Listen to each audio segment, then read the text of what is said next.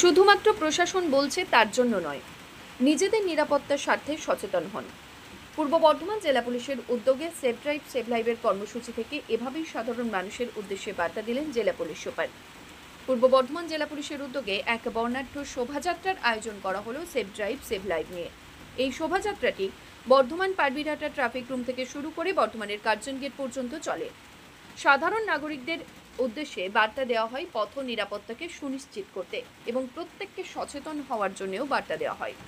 এদিনের এই শোভাযাত্রাতে অংশ নিয়েছিলেন পূর্ব বর্ধমান জেলার জেলাশাসক আয়েশা রানী, জেলা police super Sayak Das, DSP traffic, Bardhaman দক্ষিণের বিধায়ক সহ অন্যান্য পুলিশের আধিকারিকবৃন্দ।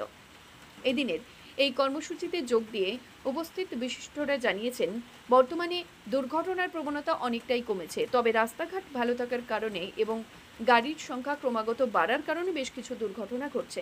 এবারে সেদিকে নজরপাত করবে প্রশাসন।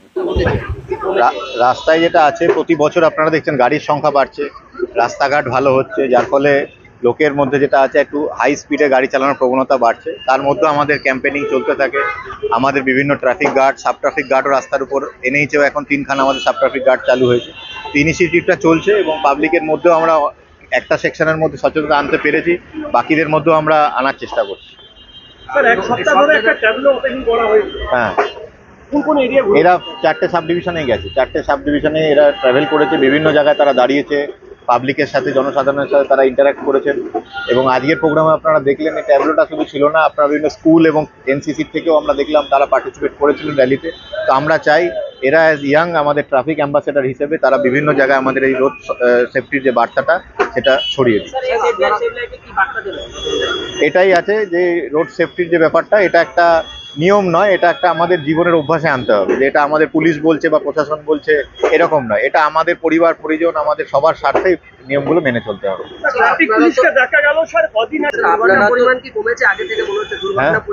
দুর্ঘটনার পরিমাণ কমেছে, কিন্তু এটা বললাম যে গাড়ি বাড়ছে, রাস্তা ভালো হচ্ছে, তার কারণে হাই স্পিড অ্যাক্সিডেন্ট গুলো ওই জায়গাটায় আমাদের এবার নতুন করে ফোকাস করা হচ্ছে। মানুষ আগের থেকে কতটা সচেতন বলে মনে হয়? একটা সেকশনের মধ্যে সচেতনতা ডেফিনেটলি এসছে, বাকিটা আমাদেরকে পৌঁছাতে হবে। ঠিক আছে, ধন্যবাদ। ঠিক আছে, আমাদের এই সেভ ড্রাইভ সেভ প্রোগ্রাম যেভাবে মাননীয় মুখ্যমন্ত্রীর হাত দিয়ে শুরু হয়েছিল, তারপর থেকে আমাদের পশ্চিমবঙ্গে এমনি এবং আমাদের জেলাতে প্রচুর অ্যাক্সিডেন্টের যে হারটা অনেকটা কমে গেছে। যেভাবে আমাদের পূর্ব বর্ধমান জেলার পুলিশ এবং ট্রাফিক যারা আছে তারা কাজ করছে, তাদের মারফতে আমাদের অনেক অ্যাক্সিডেন্টটা কমে গেছে।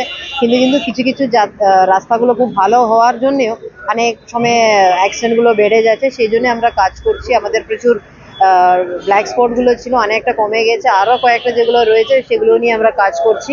আর আমাদের প্রচুর ট্রাফিক ক্লাবগুলো আমরা তৈরি করে দিয়েছি, সেখানে ট্রাফিকের পুলিশরা গিয়ে তাদেরকে, আমাদের যে স্কুলে যে ট্রাফিক ক্লাবগুলো শুরু হয়েছিল তাদেরকে অ্যাওয়ারনেস প্রোগ্রাম করছে। তারাই এখন গ্রামে গ্রামে গিয়ে আমাদের সেভ ড্রাইভ সেভ লাইভের যে উদ্দেশ্যটা সকলকে বোঝাচ্ছে। ব্যুরো রিপোর্ট, সংবাদ আজকে নিউজ।